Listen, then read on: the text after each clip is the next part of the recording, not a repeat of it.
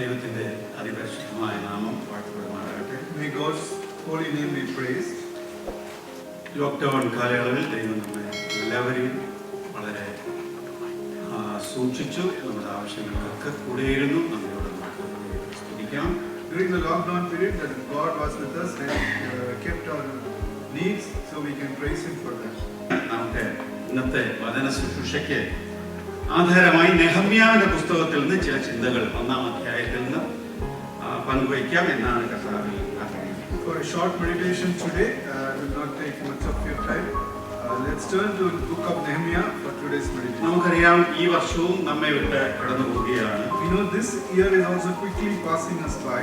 ഓരോ ദിവസവും എത്ര പെട്ടെന്നാണ് കടന്നു പോയിക്കൊണ്ടിരിക്കുന്നത്. Each day is passing very fast.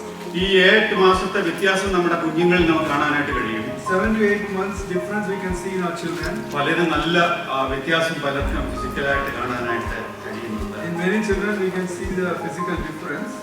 അങ്ങനെ ഓരോ ദിവസവും വളരെ പെട്ടെന്നാണ് നാം കടന്നുപോയിക്കൊണ്ടിരിക്കുന്നത്. In this manner, each day is passing us very fast. ഒന്നുകിൽ കർത്താവിന്റെ വരവിനോട് നാം വളരെ അടുത്തുകൊണ്ടിരിക്കുന്നു, Either we are very close to the coming of our Lord, അല്ലെങ്കിൽ നാം നമ്മുടെ മരണത്തോട് വളരെ അടുത്തുകൊണ്ടിരിക്കുന്നു, or else we are coming closer to our death.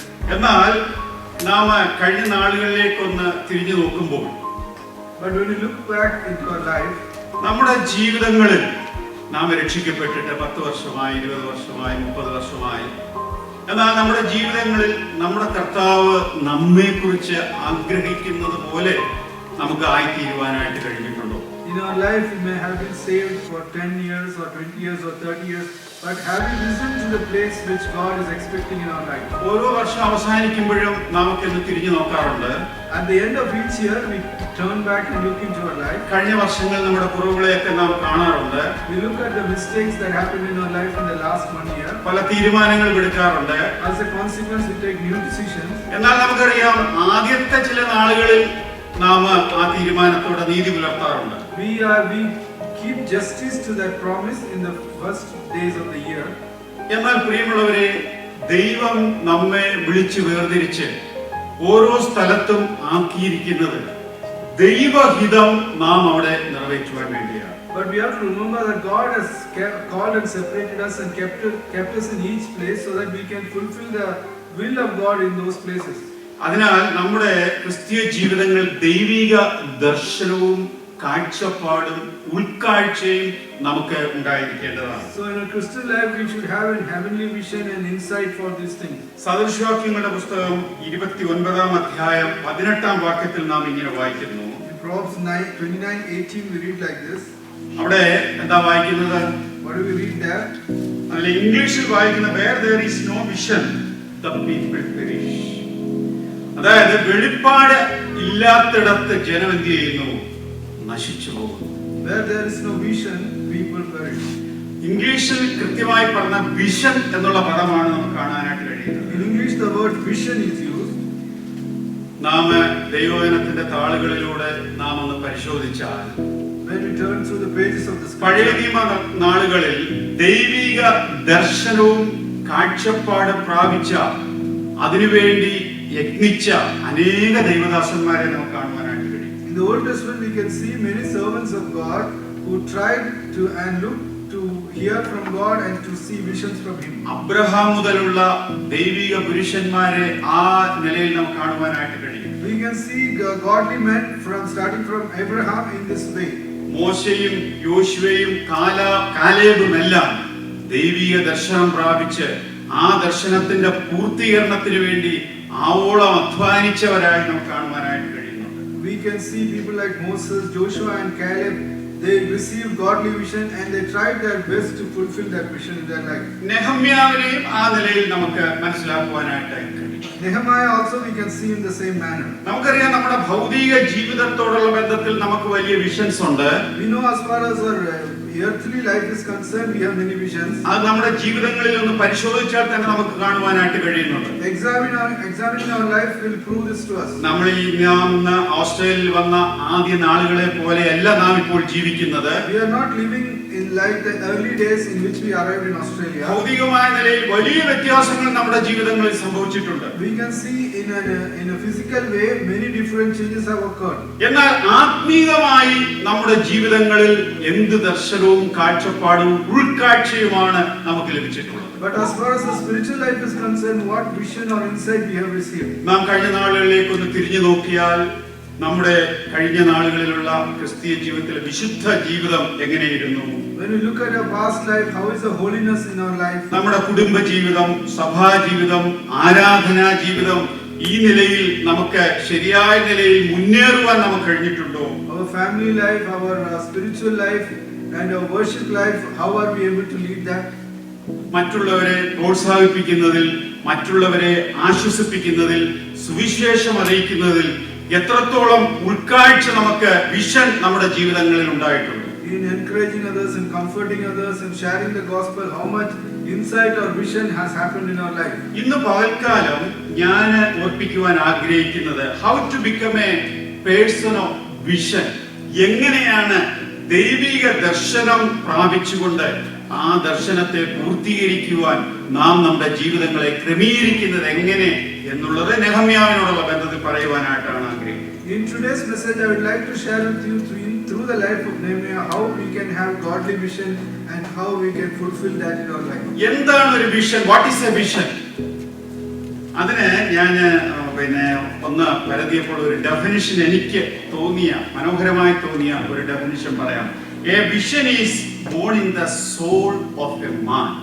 ഒരു മനുഷ്യന്റെ ആത്മാവിൽ, അവന്റെ ഹൃദയത്തിൽ അങ്കുരിക്കുന്ന ഭാരമാണ്, കൺസേൺ ആണ് ഒരു vision. When I looked for a definition of the vision, I saw this beautiful definition which says a vision is born in the soul of a man. Vision തലയിൽ മാത്രമല്ല, അത് ഹൃദയത്തിലേക്ക് ഇറങ്ങി വരണം. Vision should not only be in the head, but it should get transferred to our heart. തുടർന്ന് പറയുന്നത് who is consumed with the tension between what is and what could be. ഇന്ന് ഏത് നിലയിലായിരിക്കുന്നു, എന്നാൽ ദൈവം ആഗ്രഹിക്കുന്നത് ഏത് നിലയിലാണ്, ആ നിലയിലേക്കുള്ള നമ്മുടെ ആ യാത്രയാണ് യഥാർത്ഥമായ വിഷൻ എന്ന് പറയുന്നത്. The vision is our desire to go from where we are to where God wants us to be in our life.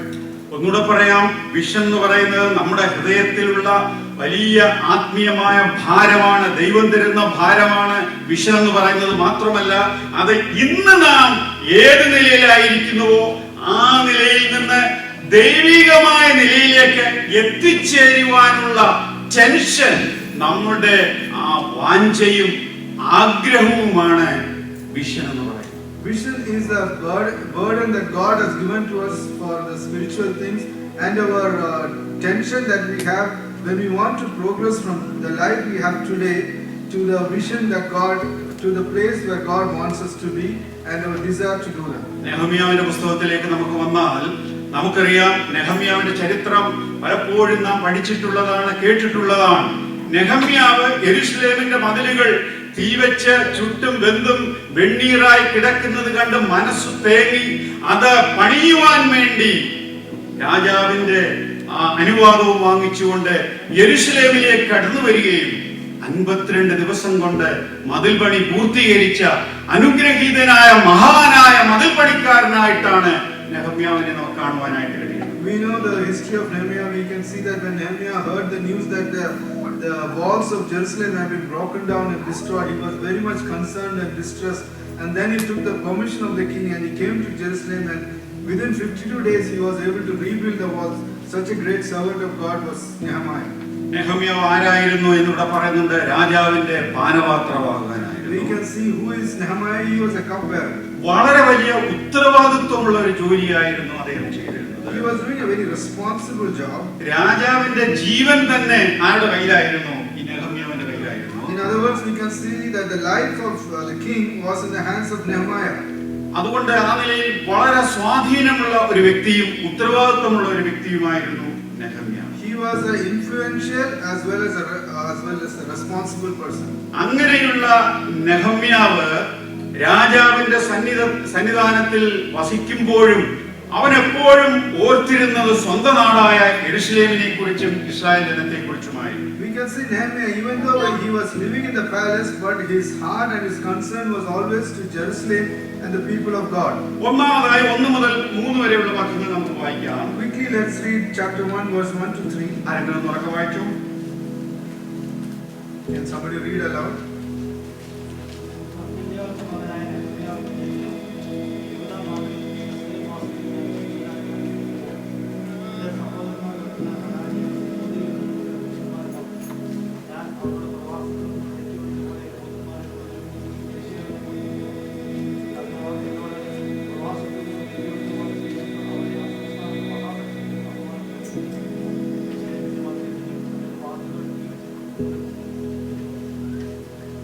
മതി. അവിടെ ഒന്നാമതായി ഒരു വിഷൻ, ഒരു വിഷണറി പേഴ്സൺ ഉണ്ടായിരിക്കേണ്ട സവിശേഷത ഇവിടെ കാണുന്നു. He sees the need. അവിടെയുള്ള ആവശ്യം അവൻ മനസ്സിലാക്കുന്നു. The first quality that is needed by a visionary person, we can see. അല്ലെങ്കിൽ look around you. He is looking around or he is seeing the needs of the people. ഇവിടെ നെഹമ്യാവ് എവിടെയാണ് ഇരിക്കുന്നത് എന്ന് ഇവിടെ പറയുന്നുണ്ട്. മലയാളത്തിൽ പറയുന്നത് എന്താ? ശൂഷൻ രാജനാ ദാനിയേൽ ഇരിക്കുമ്പോൾ എന്നാണ് പറയുന്നത്. Here we can see that where he was at that time, Nehemiah was sitting in Shushan, the citadel. അവൻ രാജധാനിയിൽ ഇരിക്കുകയാണ്, രാജകൊട്ടാരത്തിലാണ്. അവന് മറ്റു കാര്യങ്ങളൊന്നും അന്വേഷിക്കേണ്ട ആവശ്യകതയൊന്നുമില്ല. അവൻ അവന്റെ കാര്യങ്ങൾ തന്നെ ആലോചിച്ചുകൊണ്ട് മുമ്പോട്ട് ജീവിതം നയിക്കാവുന്നതാണ്. എന്നാൽ ഇസ്രായേൽ ജനത്തെ കണ്ടപ്പോൾ അവരുടെ അവസ്ഥ മനസ്സിലാക്കുന്ന, ചുറ്റുപാടും പരതുന്ന, ചുറ്റുപാടും നോക്കുന്ന, ചുറ്റുപാടുകളിലേക്ക് കണ്ണോടിക്കുന്ന നെഹമ്യാവിനെ നമുക്കിവിടെ കാണുവാനായിട്ട് കഴിയും. We can see that Nehemiah is now in capital or in the palace, so he has enough job to keep him busy, but he is still concerned about the needs of God's people and is reflecting about them. പ്രിയമുള്ളവരെ, കർത്താവ് ആഗ്രഹിക്കുന്ന നിലയിൽ നമ്മുടെ ജീവിതം മുമ്പോട്ട് പോകണമെങ്കിൽ നാം എന്ത് ചെയ്യണം? നാം മറ്റുള്ളവരിലേക്ക് നമ്മുടെ കണ്ണുകളെ ഓടിക്കേണ്ടതാണ്. If we want to go to the place where God wants us to be, we should look at the lives of others around us. നമ്മുടെ പരിസരങ്ങളിൽ അനേകർ വളരെ കഷ്ടതയിലൂടെ കടന്നു പോകുന്ന, പീഡനങ്ങളിലൂടെ കടന്നു പോകുന്ന, ദാരിദ്ര്യത്തിലൂടെ കടന്നു പോകുന്ന, വളരെ ബുദ്ധിമുട്ടുകളിലൂടെ കടന്നു പോകുന്ന അനേക ജനങ്ങളെയാണ് നമുക്ക് കാണുവാനായിട്ട് കഴിയുന്നത്. When we look around us, we can see many people who are going through difficulties and challenges and poverty and persecution. നമുക്കറിയാം, ഈ ലോക്ക്ഡൗൺ കാലയളവിൽ എത്രയോ പേരാണ് ഏതെല്ലാം നിലകളിൽ കഷ്ടതയിലൂടെ കടന്നുപോയി. We know that in this time of lockdown, how many people went through difficulties and hardships in their life. എന്നാൽ പ്രിയമുള്ളവരെ, ദൈവജനത്തെ ദൈവം സകലവിധമായ നന്മകൾ നൽകി ആക്കിയിരിക്കുന്നത് ചുറ്റുപാടുകളിലേക്ക് നോക്കാതിരിക്കുവാനല്ല, പ്രത്യേക ചുറ്റുപാടുകളിലേക്ക് കണ്ണുകളെ ഓടിക്കുവാൻ. God has given his people blessing and goodness in their life. It's not that they should not look around them, but that they should actually look around and see the needs of the people around us. മറ്റുള്ളവരുടെ ആവശ്യങ്ങളെ കാണുവാനും അത് നാം പരിഹരിക്കുവാനുമുള്ള ഭാരം നമ്മുടെ ജീവിതങ്ങൾ ഉണ്ടായിരിക്കേണ്ടതാണ്. We should be able to see the needs of people around us and have a desire to meet those needs. രാജകൊട്ടാരത്തിൽ എല്ലാ സുഖ സൗകര്യങ്ങളോടുകൂടെ വളരെ ഉന്നതമായ ഔദ്യോഗികമായ നിലയിൽ ജീവിതം നയിച്ചിരുന്ന നെഹമ്യാവിന് ഈ നിലയിൽ താഴോട്ടിറങ്ങി വരേണ്ട യാതൊരു ആവശ്യകതയും ഉണ്ടായിരുന്നില്ല. എന്നാൽ നെഹമ്യാവിയുടെ പരിസരങ്ങളിലേക്ക് കണ്ണോടിച്ച്, തന്റെ ജനങ്ങളിലേക്ക് കണ്ണോടിച്ച് അവരുടെ ദുഃഖങ്ങളെയും പ്രശ്നങ്ങളെയും പ്രതിസന്ധികളെയും ചോദിച്ചറിയുന്ന ഒരു വ്യക്തിയെ നമുക്ക് അവിടെ കാണുവാനായിട്ട് കഴിയും. We can see that when Nehemiah was in the palace, he is quite busy with his official duties and comforts, and he doesn't have to come down and see the needs of the people. But we see that Nehemiah is actually looking around the people and see what problems they are going through. പ്രിയമുള്ളവരെ, ദൈവം നമ്മെ കുറിച്ച് ആഗ്രഹിക്കുന്നത് അങ്ങനെയാണ്. This is what God desires from us. അനേക തകർന്നിരിക്കുന്ന മനസ്സുകളെ ആശ്വസിപ്പിക്കുവാനായിട്ടാണ് ദൈവം നമ്മെ വിളിച്ചിരിക്കുന്നത്.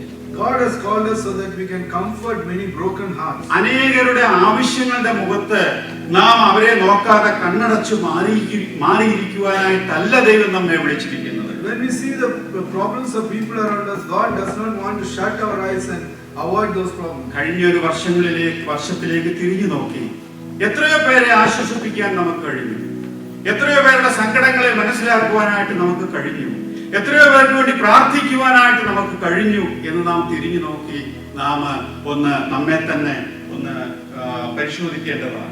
We have to look into our life and examine that how many people we were able to see their needs and comfort them and to see their problems and to pray for them. How much are we able to do this? ഒന്നാമതായി നാം കണ്ടു a visionary person sees the need. രണ്ടാമതായി a visionary person feels the need. അതിൽ നാലാം വാക്യത്തിലേക്ക് നമുക്ക് വരാം. രണ്ടാമതായി അവൻ ആ വിഷയം കാണുക മാത്രമല്ല, പിന്നെയോ ആ വിഷയം എവിടേക്ക് കൊണ്ടുവന്നു? തലയിൽ നിന്നും തന്റെ ഹൃദയത്തിലേക്ക് കൊണ്ടുവന്നു. The second point is that a visionary person not only sees the need but he feels the need. In verse 4 we know that he not only keeps it in his head but he transfers it into his heart. നാലാമത്തെ വാക്യം, ഈ വർത്തമാനം കേട്ടപ്പോൾ ഞാൻ ഇരുന്ന് കരഞ്ഞു, കുറെ നാൾ ദുഃഖിച്ചും ഉപവസിച്ചും കൊണ്ട് സ്വർഗത്തിലെ ദൈവത്തോട് ഞാൻ പ്രാർത്ഥിച്ച് പറഞ്ഞത് എന്തെന്ന്. Verse 4, so it was when I heard these words that I sat down and wept and mourned for many days. I was fasting and praying before the God of heaven. ഇവിടെ പലപ്പോഴും പലരെ സംബന്ധിച്ചിടത്തോളം മറ്റുള്ളവരുടെ പ്രശ്നങ്ങൾ അവർ കാണും, എന്നാൽ അത് ഹൃദയത്തിലേക്ക് കൊണ്ടുവരാൻ. Usually many people see the problems of people around them but it does not move to their heart. ഹൃദയത്തിലേക്ക് കൊണ്ടുവരിക എന്ന് പറഞ്ഞാൽ ആശയം എന്താണ്? മറ്റുള്ളവരുടെ വിഷയങ്ങൾ, പ്രശ്നങ്ങൾ എന്റെ വിഷയമായി ഏറ്റെടുക്കുക. What does it mean to say that we have to bring those matters to heart? It means that the problems of others we have to take it as my problems. പലപ്പോഴും നാം എങ്ങനെയാണ് ചിന്തിക്കുന്നത്? ഈ കോഡ് വന്നപ്പോഴും നാം ചിന്തിച്ചുകൊണ്ടിരിക്കുന്നത് എങ്ങനെയാണ്? മറ്റു രാജ്യങ്ങളിലുണ്ട്, അമേരിക്കയിലുണ്ട്, ഇന്ത്യയിലുണ്ട്. ഓസ്ട്രേലിയ വന്നപ്പോഴും നാം എന്താ ചിന്തിക്കുന്നത്? ഓസ്ട്രേലിയ വന്നു, എന്നാൽ മെൽബണി വന്നില്ല, അല്ലെ ഡാൻഡിനോങ്ങി വന്നില്ല, അല്ല എന്നെ ബാധിച്ചില്ല. ഈ നിലയിലാണ് പലപ്പോഴും നാം മനസ്സിലാക്കുന്നത്. Many times we think like this when COVID came, oh it is there in America, it is there in India, it is there in other places. And when we come to Australia, we think that it's in other states, it's not in Victoria, it's not in Dandenong, or it does not reach me. പക്ഷേ ദൈവം നമ്മെ കുറിച്ച് ആഗ്രഹിക്കുന്നത് മറ്റുള്ളവരുടെ വിഷയങ്ങൾ, ദൈവജനത്തിന്റെ വിഷയങ്ങൾ അത് നമ്മുടെ വിഷയമാണ്. അത് നമ്മുടെ തലയിൽ മാത്രമല്ല, അത് ഹൃദയത്തിലേക്ക് ആ വിഷയം ഇറങ്ങി വരികയും ആ വിഷയത്തെ കുറിച്ചുള്ള ഭാരം, കൺസേൺ നമ്മുടെ ജീവിതത്തിലും ഉണ്ടായിരിക്കും. But what God wants to see from us is that the problems and matters of other believers should become our concern as well, and we should be worried about them. കരയുന്നവരോടുകൂടി കരയുക, Cry with those who cry, സന്തോഷിക്കുന്നവരോടുകൂടെ സന്തോഷിക്കുക, and rejoice with those who rejoice. അപ്പോസ്തലനായ പൗലോസ് പറയുന്നുണ്ട്, കർത്താവിൽ സന്തോഷിപ്പീൻ. പിന്നെയും ഞാൻ പറയുന്നു, എപ്പോഴും സന്തോഷിപ്പീൻ, എല്ലാറ്റിനും വേണ്ടി സന്തോഷിപ്പീൻ, എല്ലാവരോടും മൊത്തം അവരുടെ സന്തോഷത്തിൽ പങ്കാളികളാവും.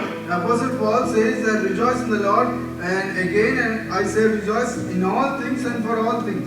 ഞാൻ പലപ്പോഴും ചിന്തിക്കാറുണ്ട്, ഈ കരയുന്നവരോടുകൂടെ കരയാനാണോ എളുപ്പം, സന്തോഷിക്കുന്നവരോട് സന്തോഷിക്കാനാണോ എളുപ്പം? Now I think many times is it easier to weep with those who weep or to rejoice with those who rejoice?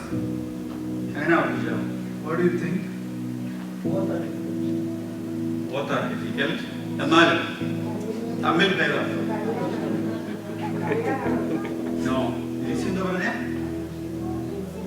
സന്തോഷിക്കുന്നവരോടുകൂടെ സന്തോഷിക്കുവാനാണ് ബുദ്ധിമുട്ട്.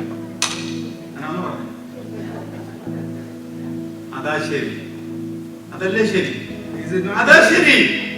കാര്യം കരയുന്നവരോടുകൂടി വിഷമിക്കുകയും ദുഃഖിച്ചൊക്കെ ഇരിക്കുന്നവരുടെ നമ്മൾ ചെന്നെന്ത് ദുഃഖം. പക്ഷെ ഒരുവൻ നമ്മുടെ കൂട്ടത്തിലുള്ള ഒരുവൻ പെട്ടെന്ന് അങ്ങ് ഉയർന്നു, അവ ഉന്നതമായ ഒരു അവസ്ഥയിലെത്തി, അവനോടുകൂടെ പോയി സന്തോഷിക്കാൻ നമുക്ക് നമ്മളെപ്പോഴും മനസ്സിലാണ് ഈ ഒരു ചിന്തയാണ് നമുക്കുള്ള. അതുകൊണ്ടാണ് അപ്പോസ്തലനായ പൗലോസ് പറയുന്നത് എന്താ? സന്തോഷിപ്പീൻ, എപ്പോൾ സന്തോഷിപ്പീൻ, എല്ലാവരോടും സന്തോഷിപ്പീൻ എന്ന് പറഞ്ഞാൽ ഏത് വിഷയം വന്നാലും അത് നമ്മുടെ തലയിൽ മാത്രമല്ല, അത് ഹൃദയത്തിലേക്ക് ഇറങ്ങി വരണം. ഇയ്യോബിനെ കുറിച്ച് ഇയ്യോബിന് വലിയ രോഗമൊക്കെ ഉണ്ടായപ്പോൾ ഇയ്യോബിന്റെ സ്നേഹിതന്മാർ, 3 സ്നേഹിതന്മാർ കാണാൻ വന്നു. We see that it's actually difficult to rejoice with those who rejoice because we may not truly be happy about them, but it's easier probably to weep with those who weep. We can come to the life of Job and we see that his 3 friends came to visit him in his difficult moments. അവര് ഇയ്യോബിനെ കണ്ടപ്പോൾ അവർ സ്തബ്ധരായി പോയി. And when they saw Job, they were stunned. അവരെന്ത് ചെയ്തു? വസ്ത്രം കീറി പൊടി മേലോട്ട് വാരി എറിഞ്ഞ് തലയിൽ എറിഞ്ഞ് മാത്രമല്ല 7 രാപ്പകൽ അവരെന്ത് ചെയ്തു? നിലത്ത് അവരോടുകൂടെ ഇരുന്നു. When they saw Job in his distress, they tore their clothes, they threw mud into the air, and for 7 days they were sitting silent along with Job. നാം ആരും ചെയ്യാത്തൊരു കാര്യമാണ്. Something we don't do. ഇവിടെ അവരെ ഇയ്യോബ് വളരെ ധനാഢ്യനായിരുന്നു. ഇയ്യോബിന്റെ സ്നേഹിതന്മാരും വളരെ ഉന്നതന്മാരായിരിക്കാം. Job was a rich person, and Job's friends may also be very rich people. അവര് വന്നു നിലത്തിരുന്നു. നാം അതെന്താ കാണിക്കുന്നത്? എപ്പോഴും നാം എന്താ ചെയ്യുന്നത്? നമ്മുടെ നിലവിട്ട് താഴോട്ട് വരാൻ നമുക്ക് പലപ്പോഴും ഇഷ്ടമല്ല. His friends came, they sat on the ground, which shows that many times we don't want to come down from the places where we are to a lower place. എന്നാൽ ഇവിടെ പ്രശ്നത്തിൽ, പ്രതിസന്ധിയിൽ, രോഗത്തിൽ അവരോടൊപ്പം ഇറങ്ങി വരുന്ന ഒരു മനോഭാവം നമുക്ക് നെഹമ്യാവിൽ കാണുവാനായിട്ട്. In Nehemiah we can see in the midst of problems, sickness and troubles, he is able to come down from his position to the position of the people who are facing this problem. നമ്മുടെ കർത്താവിനെ കുറിച്ച് എപ്പോഴും നാം ഓർക്കുന്ന അതാണ്. നമ്മെ തേടി സ്വർഗ മഹിമകൾ വെടിഞ്ഞ് ആ സ്വർഗത്തിൽ നിറങ്ങി ഈ താണലോകത്തിലേക്ക് വന്ന് പാപത്തിന് അടിമകളായിരുന്ന നമ്മുടെ അടിമയെ പോലെയായി നമ്മുടെ പാപം ഏറ്റെടുത്ത് നമുക്ക് വേണ്ടി മരിച്ചു. നമുക്ക് നിത്യമായ ജീവൻ. That is what we think about our Lord Jesus Christ. We can see all the time, we consider that he left his heavenly splendors, he came down to this world, he took our burdens and he became like one of us, and he took it and he delivered us from that and he made us free. പ്രിയമുള്ളവരെ, നമുക്കറിയാം, നാം ഈ കേട്ടതുപോലെ വിഷയങ്ങൾ, പ്രതിസന്ധികൾ, വൈതരണികൾ, രോഗങ്ങളില്ലാത്ത ആരും തന്നെ ഇല്ല നമ്മുടെ ജീവിതങ്ങളിൽ. അത് മറ്റുള്ളവരുടെ വിഷയങ്ങൾ നമ്മുടെ ഹൃദയത്തിലേക്ക് കൊണ്ടുവന്ന് നമ്മുടെ വിഷയങ്ങളാക്കി മാറ്റി പ്രിയപ്പെട്ടവർക്ക് വേണ്ടി പ്രാർത്ഥിപ്പാൻ, ദൈവം നമുക്ക് നൽകിയിരിക്കുന്ന എന്താണോ അത് പങ്കുവയ്ക്കുവാൻ, ഷെയർ ചെയ്യുവാൻ വലിയവനായ കർത്താവ് നമ്മെ സഹായിക്കും. That is what we need to do. Look at the problems of people around us, bring it into your heart, pray for them and share with them, and let this be what we do in the future. മൂന്നാമതായിട്ട്, a visionary person shares the need with God and with the other fellow believers. മൂന്നാമതായിട്ട്, shares the need with God. Thirdly, a visionary person shares the need with God. ദൈവത്തോട് ആ വിഷയം, അവനിലുണ്ടായ ഭാരം ദൈവത്തോട് പങ്കുവയ്ക്കുന്നതായി കാണുവാൻ. The burden that he has, we see that he first shares it with God. അതിലെ 4-ാം വാക്യത്തിൽ അതാണ് നാം വായിച്ചത്. അവനെന്ത് ചെയ്തു? കുറെ നാൾ ദുഃഖിച്ചു, ഉപവസിച്ചും കൊണ്ട് സ്വർഗത്തിലെ ദൈവത്തോട് ഞാൻ പ്രാർത്ഥിച്ച് പറഞ്ഞത് എന്തെന്ന്. In verse 4 we read that he mourned for many days. He was fasting and praying before the God of heaven. ഇവിടെ 12 പ്രാർത്ഥനകളാണ് നമുക്ക് നെഹമ്യാവിന്റേതായിട്ട് ഇവിടെ നിന്ന് മനസ്സിലാക്കുവാനായിട്ട് കഴിയുന്നത്. In the verses down we can see 12 points of prayer which Nehemiah makes to God. ഇവിടെ നാം വായിച്ചത് കണ്ടത് ആദ്യ പ്രാർത്ഥനയാണ്. We saw that the first prayer here. ഇതെന്താണ് അദ്ദേഹം പ്രാർത്ഥിച്ചത് നമുക്കറിയാം. കിസ്ലേവ് മാസത്തിൽ, അതിലെ 1-ാം അധ്യായം 1-ാം വാക്യത്തില് 20-ാം ആണ്ടിൽ കിസ്ലേവ് മാസത്തിൽ ആണ് താന് ഈ വിഷയം തന്റെ മനസ്സിലേക്ക് വന്നത്. കിസ്ലേവ് മാസം എന്ന് പറയുന്നത് യൂദ മാസത്തിലെ നവംബർ ഡിസംബർ മാസത്തിലാണ്. We can see when is he praying about this, that in verse 1 we see it came to pass in the month of Kislev, which means in our calendar it's around November December. ഈ വിഷയത്തെ ഓർത്ത് നിരന്തരമായി പ്രാർത്ഥിച്ചുകൊണ്ടേയിരുന്നു. And he was continuously praying for this matter. എന്നാൽ രാജാവിനോട് ഈ വിഷയം ഉണർത്തിച്ചത് 2-ാം അധ്യായം 1-ാം വാക്യം. And in chapter 2 verse 1, that is when he is sharing this matter with the king. അത് ഏത് മാസത്തിലാണ്? നിസാൻ മാസത്തിലാണ്. And that happens in the month of Jewish calendar Nisan. അത് മാർച്ച് ഏപ്രിൽ മാസമാണ്. And that we can say in our calendar similar to March April. ഏതാണ്ട് 103 മാസത്തിൽ ഉപരിയായി 100 ദിവസത്തോളം ഈ വിഷയത്തിന് വേണ്ടി നിരന്തരമായി നെഹമ്യാവ് പ്രാർത്ഥിച്ചുകൊണ്ടേയിരുന്നു. About 3 months or around 100 days Nehemiah was praying for this matter continuously. പ്രാർത്ഥിക്കുന്തോറും ആ വിഷയത്തിൽ ദൈവം അവന് കൂടുതൽ പ്രകാശനം നൽകിക്കൊണ്ടേയിരുന്നു. For the matter, more God shed his light on this matter to him.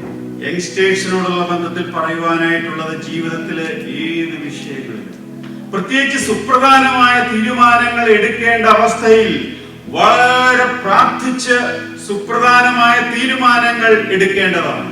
Especially I want to tell the youngsters sitting here is that when you are taking very important decisions in your life, it is very key that you pray about this matter before taking the decision. പ്രിയമുള്ളവരെ, ഒരു wrong turn എടുത്താൽ മടങ്ങി വരുവാൻ വളരെ ബുദ്ധിമുട്ടാണ്. Because if you take a wrong turn in your life, it's very difficult to come back. അതുകൊണ്ട് വളരെ പ്രാർത്ഥനയോടുകൂടെ വേണം ഓരോ ദിവസവും നമ്മുടെ ജീവിതങ്ങൾ ആരംഭിക്കുക, ഓരോ വിഷയത്തിലും നാം ഏർപ്പെടാൻ. So we should start all our things in our life every day with prayer. ഇവിടെ നെഹമ്യാവിന്റെ പ്രാർത്ഥനയിൽ കാണുന്ന സവിശേഷത 5-ാം വാക്യത്തിൽ എന്താണ്? സ്വർഗ്ഗത്തിലെ ദൈവമായ യഹോവേ, നിന്നെ സ്നേഹിച്ചു നിന്റെ കൽപ്പനകളെ പ്രമാണിക്കുന്നവർക്ക് നിയമവും ദൈവവും പാലിക്കുന്ന മഹാനും ഭയങ്കരനുമായ ദൈവമേ. വളരെ മനോഹരമായി ദൈവത്തെ കുറിച്ച് നെഹമ്യാവ് മനസ്സിലാക്കിയിരിക്കുന്നു എന്ന് ഈ വാക്യത്തിൽ നമുക്ക് മനസ്സിലാക്കുവാനാണ്. From verse 5 we can understand that Nehemiah has understood his God very well, because he is saying, Lord God of heaven, O great and awesome God, you who keep your covenant and mercy with those who love you and observe your commandments. നെഹമ്യാവ് പലപ്പോഴും repeat ചെയ്യുന്നുണ്ട്, എന്താ? സ്വർഗ്ഗത്തിലെ ദൈവമായ യഹോവേ. That's what Nehemiah often calls God as the God of heaven. അപ്പോൾ സ്വർഗ്ഗത്തില് വസിക്കുന്ന ഒരു ദൈവമുണ്ട്. ആ ദൈവം ഭയങ്കരനായ ദൈവമാണ്. മാത്രമല്ല എല്ലാം നൽകുവാൻ കഴിവുള്ള ഒരു ദൈവമാണ് എന്ന് ഉള്ള സത്യം ഈ നെഹമ്യാവ് വ്യക്തമായി മനസ്സിലാക്കിയിരിക്കുന്നു എന്ന് നമുക്ക് കാണുവാനായിട്ട്. We can see very clearly here is that Nehemiah clearly understood that there is a God in heaven, he is great and awesome, and he can provide the needs of people in this earth. ഏത് വിഷയത്തിന്റെ മുമ്പിലും ആദ്യമായി നാം മനസ്സിലാക്കേണ്ടത് നമ്മുടെ ദൈവം ആരാണ്, നമ്മുടെ ദൈവം എങ്ങനെയുള്ളവനാണ്, ദൈവത്തിന്റെ മുമ്പിൽ എന്തെങ്കിലും അസാധ്യമായിട്ടുണ്ടോ എന്നുള്ളതാണ്. The first thing we have to understand when we pray about it is about God, how great he is, and nothing is impossible for him to do. ഞാൻ വളരെയധികം വിശദീകരിക്കുന്നില്ല. വഴിയില്ലാതിരിക്കുന്നിടത്ത് വഴി തുറക്കുവാൻ, എല്ലാ വാതിലുകളും അടഞ്ഞു പോയാൽ വാതിൽ തുറക്കുവാൻ കഴിവുള്ള വലിയവനായ ദൈവമാണ് നമുക്കുള്ളത്. We have a great God who, when there is no way, he makes a way. When doors are shut, he opens the doors, and God is such a great and awesome God. രണ്ടാമതായിട്ട് അതിൽ 6-7 വാക്യത്തിൽ എന്താണ് കാണുന്നത്? നിന്റെ ദാസന്മാരായ Israel മക്കൾക്ക് വേണ്ടി രാവും പകലും നിന്റെ മുമ്പാകെ പ്രാർത്ഥിക്കുകയും ഇസ്രായേൽ മക്കളായ ഞങ്ങൾ നിന്നോട് ചെയ്തിരിക്കുന്ന പാപങ്ങളെ ഏറ്റുപറയുകയും ചെയ്യുന്ന അടിയന്റെ പ്രാർത്ഥന കേൾക്കേണ്ടത് നിന്റെ ചെവി ശ്രദ്ധിച്ചും നിന്റെ കണ്ണ് തുറന്നും ഇരിക്കണമേ. ഞാനും എന്റെ പിതൃഭവനവും പാപം ചെയ്തിരിക്കുന്നു. And in verse 6 we see the second matter that he prays is that he confesses that both my father's house and I have sinned. നമുക്കറിയാം, നെഹമ്യാവ് എന്തെങ്കിലും പാപം ചെയ്തതായിട്ട് പറയുന്നുണ്ടോ? Have we read anywhere that Nehemiah has committed a sin? ഒന്നും പറയുന്നില്ല. It is not recorded. അപ്പോൾ പ്രത്യേകമായ ദൈവിക ദർശനമുള്ള ഒരു വ്യക്തി മറ്റുള്ളവരുടെ പാപത്തെ ഓർത്ത് പരിതപിക്കുകയോ അവരെ കുറ്റം പറയുകയോ അല്ല ചെയ്യുന്നത്. പ്രത്യുത അവൻ മറ്റുള്ളവരുടെ പാപങ്ങളെ, കുറവുകളെ, തെറ്റുകളെ, പ്രശ്നങ്ങളെ അവൻ അവന്റേതാക്കി മാറ്റി ദൈവസന്നിധിയിൽ പ്രാർത്ഥിക്കുന്ന നെഹമ്യാവിനെ നമുക്ക് കാണുവാനായിട്ട്.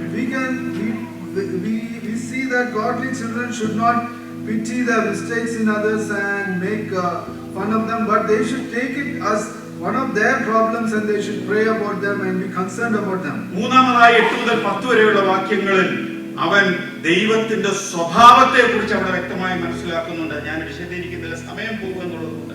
അവിടെ 8-9 എന്താ പറയുന്നത്? എന്നാൽ നിങ്ങൾ എങ്കിലേക്ക് തിരിഞ്ഞ് എന്റെ കൽപ്പനകളെ പ്രമാണിച്ച് അവയെ അനുസരിച്ച് നടന്നാൽ, ദൈവത്തിന്റെ കൽപ്പനകളെ അനുസരിച്ചാൽ ഞാൻ നിങ്ങളെ അനുഗ്രഹിക്കും.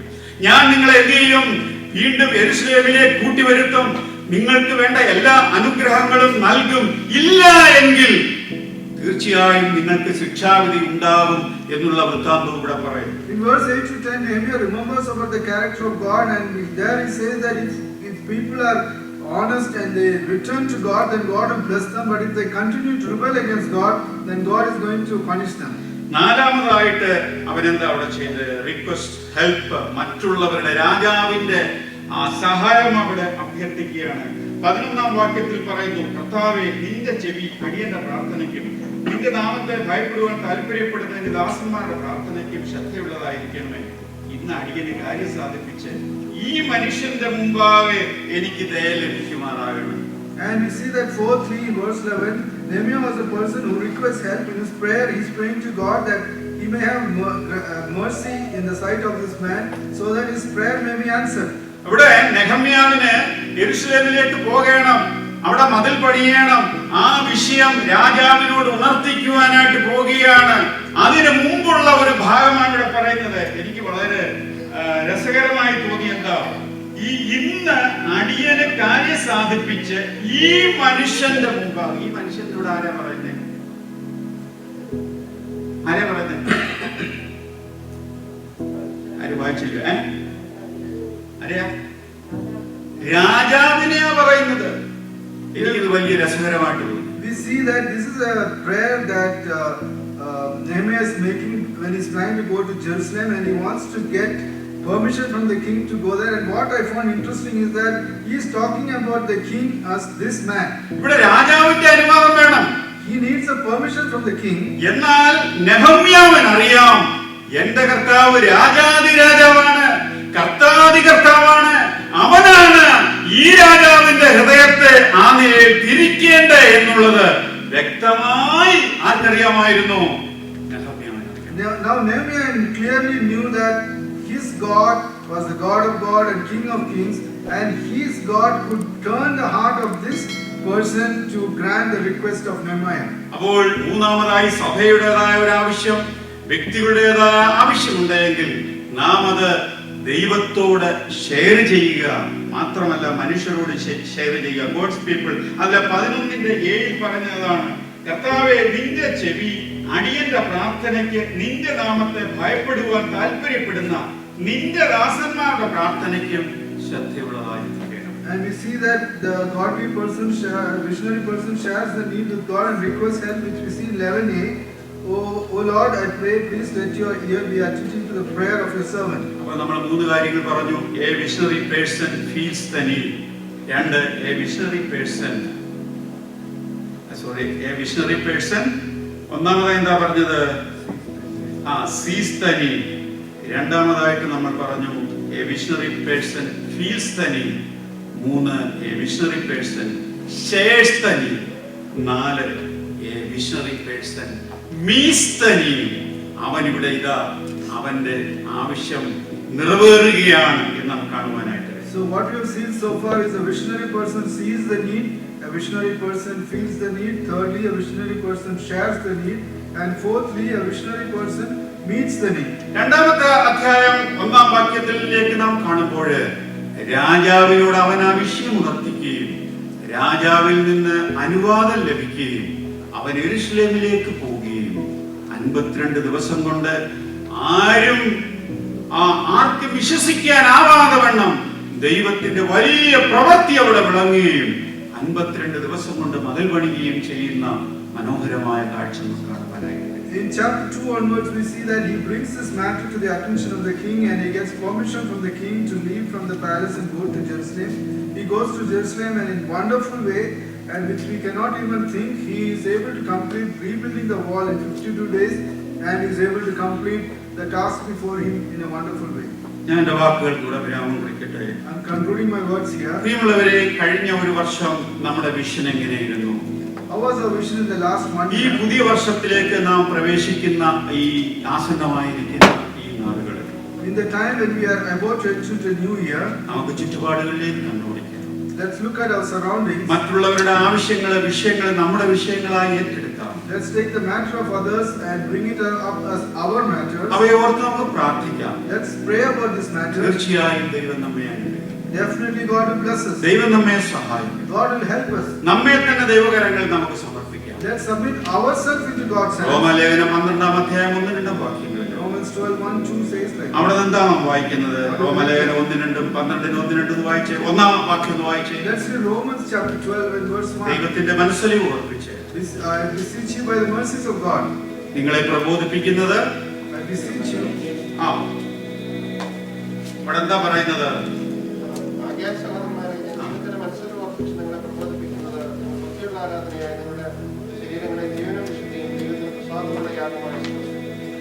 നമ്മുടെ ശരീരങ്ങളെ ജീവനും വിശുദ്ധിയുമുള്ള യാഗമായി ദൈവത്തിന് സമർപ്പിക്കാം. That you present your bodies a living sacrifice, holy and acceptable to God. നമുക്ക് നമ്മെ തന്നെ പൂർണ്ണമായി ദൈവകരങ്ങളിൽ സമർപ്പിക്കാം. Let's submit our life completely to God. നാം നമ്മെ തന്നെ ദൈവകരങ്ങളിൽ സമർപ്പിക്കുമ്പോൾ നമ്മുടെ ജീവിതം തീർച്ചയായും ദൈവത്തിന് സൗരഭ്യപൂരിതമായി. When we submit our life into God's hand, it becomes a sacred to God. ഇങ്ങനെ ഒരു ഉദാഹരണം കേട്ടിട്ട്, ഇങ്ങനെ ഒരു സംഭവം കേട്ടിട്ടുണ്ട്. ഉദാഹരണമായ ഒരു സംഭവം. I heard a story or an incident like this. അതായത് ഒരിക്കല് ഒരു പ്രീച്ചറുടെ താമസിക്കുന്നതിന്റെ അടുത്ത് തന്നെ താമസിക്കുന്ന ഒരു ലേഡി അദ്ദേഹത്തെ വിളിച്ചു തന്റെ വീട്ടിലേക്ക് വരണം. Once there was a preacher and the neighbor lady who lives next to him called him invited him to her house. അവരാ സഭയിൽ അംഗമൊന്നും ആയിരുന്നില്ല. അദ്ദേഹത്തിന്റെ സഭയിൽ അംഗമൊന്നും ആയിരുന്നില്ല. She was not a member of this preacher's church. ആ വീട്ടിലോട്ട് ചെന്നപ്പോൾ അവിടെ ഇരിക്കാൻ പറഞ്ഞു. When the priest entered the house, he was asked to sit. ആ സ്ത്രീയെ പ്രീച്ചറോട് പറഞ്ഞു, അതായത് ഇപ്പോഴും ദൈവം മൃഗബലി അംഗീകരിക്കുമോ? That lady asked the priest, does God accept animal sacrifice even in today's time? മൃഗബലിയിൽ പ്രസാദിക്കുമോ? Is he satisfied in animal sacrifice? ഈ മനുഷ്യന്, ഈ പ്രീച്ചർക്കൊന്നും മനസ്സിലായില്ല. This preacher didn't understand the context. Preacher പറഞ്ഞു, മൃഗബലി പഴയ നിയമ നാളുകളിലുള്ളതായിരുന്നു, ഇപ്പോൾ ദൈവം അനുവദിക്കുന്നില്ല, അംഗീകരിക്കുന്നില്ല, അതിന്റെ ആവശ്യമില്ല.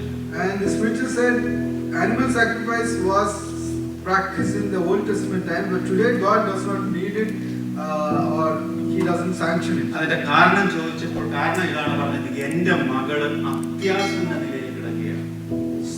When he asked about the reason, this lady said, my daughter is in a very critical condition. ആ മകൾക്ക് ഒരു പെറ്റായ dog. That daughter had a pet dog. ഈ ഡോഗിനെ ഞാൻ എന്ത് ചെയ്യാം? ദൈവത്തിന്റെ സന്നിധിയിൽ യാഗമായി അർപ്പിക്കാം, എന്റെ മോൾക്ക് സൗഖ്യം ലഭിക്കും. I can sacrifice this pet dog as a sacrifice to God if God can heal my daughter. പലപ്പോഴും ഞാൻ നിങ്ങൾ ഇതുപോലെയാണ്. Many times you and me are like this. നമുക്ക് നമ്മെ തന്നെ ദൈവകരങ്ങളിൽ സമർപ്പിക്കുവാൻ സന്തോഷമില്ല. We are not happy to submit our life to God's hands. പലപ്പോഴും നമുക്ക് സന്തോഷമുള്ളത് നമുക്ക് ചില കാര്യങ്ങൾ നേടിയെടുക്കുവാൻ വേണ്ടി ചില കാര്യങ്ങളെ ദൈവത്തിന്റെ സന്നിധിയിൽ അർപ്പിക്കാം എന്നുള്ളതാണ്. To get some things, we want to exchange some other things so that we can meet our goals. ദൈവം നമ്മെ വീണ്ടെടുക്കുവാൻ, രക്ഷിക്കുവാൻ തന്റെ ഓമനകുമാരനെ ഈ ലോകത്തിലേക്ക് സമർപ്പിച്ചുവെങ്കിൽ, if God sent his only begotten son to save us and he sent him into this world, ദൈവം നമ്മിൽ നിന്ന് ആഗ്രഹിക്കുന്നത് നമ്മെ പൂർണ്ണമായി ദൈവകരങ്ങളിൽ സമർപ്പിക്കുക എന്നുള്ളതാണ്. Now God expects from us is that we should submit our life completely into God's hands. ഈ ഒരു വർഷം കൂടെ അവസാനിക്കുന്ന ഈ നാളുകളിൽ, when we are coming to the end of this year, നമ്മെ ദൈവകരങ്ങളിൽ നമുക്ക് സമർപ്പിക്കാം. let's submit our life into God's hands. നമുക്ക് ദർശനമുള്ളവരായി തീരാം. Let's become visionary people. ദൈവം ആഗ്രഹിക്കുന്ന നിലയിൽ നമ്മുടെ ജീവിതങ്ങളായി തീരുവാൻ നമുക്ക് ദൈവത്തിന്റെ സന്നിധിയിൽ ഇരിക്കാം. Let's sit in God's presence so that we can lead the life that God wants from us. നമ്മുടെ കുറവുകളെ കണ്ടുണരാം. Let's look and understand our mistakes. നെഹമ്യാവിനെ പോലെ ദൈവിക ദർശനമുള്ളവരായി തീരാം. Let's become like Nehemiah so that we'll have heavenly vision. ആ ദർശനം നിവർത്തിക്കുവാൻ വേണ്ടി നമുക്ക് ദൈവകരങ്ങളിൽ മുട്ടിപ്പായി പ്രാർത്ഥിപ്പാനും മുന്നോട്ട് പോകുവാനും വേണ്ടിയുള്ള ആഗ്രഹത്തിന് വേണ്ടി ദൈവത്തിന്റെ സന്നിധിയിൽ ഇരിക്കാം. To fulfill that need, let's sit in God's presence and pray that God will give us the desire to go forward and achieve this heavenly vision. തീർച്ചയായും നമ്മുടെ ഹൃദയത്തിലെ ആഗ്രഹങ്ങളെ ദൈവം നമുക്ക് നൽകും. Definitely God will grant us the desires of our heart. പെരുന്നാളുകളിൽ നമ്മുടെ സഭയുടെ അതിരുകൾ വിശാലമായി തീരേണ്ടതാണ്.